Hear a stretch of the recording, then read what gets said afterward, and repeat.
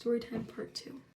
So this is when we see the car that's exactly the same as the one that threw the popper at us.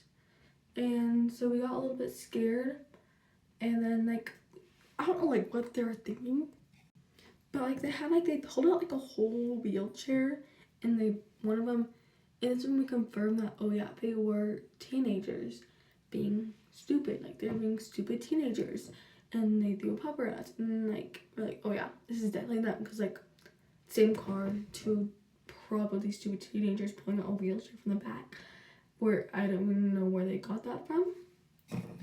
And since it was the end of the neighborhood, it was like a quiet part of it, and like there was barely anyone there, so like we got confused and stuff, and we're like, oh crap. And then we got a little bit scared. We went to a house and like acting like we're gonna go like inside, and like they didn't really do anything, so we just like went up. We started walking up the street, and it's from the point and we started running.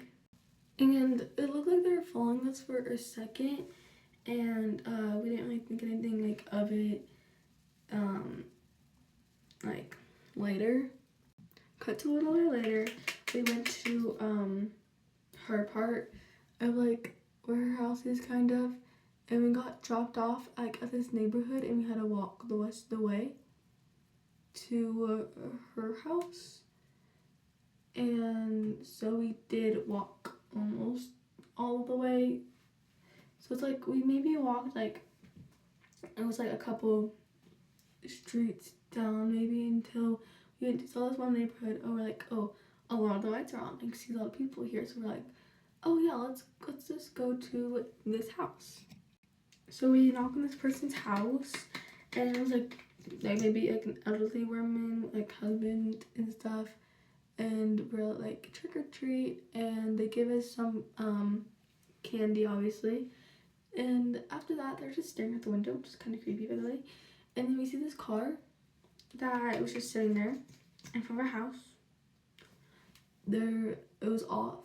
The car was off, and there's like obviously someone in that car. So this is where I got a little freaked out, because like if the car's just sitting there with someone in it sitting in front of the house, I'm gonna get a little bit scared, because like what if someone's trying to kill us? So basically she's just yelling at me to get and hurry up. So I did, and everything turned out fine. There's a car sitting there waiting for someone to come out. So yeah, that's my Halloween story time. Bye.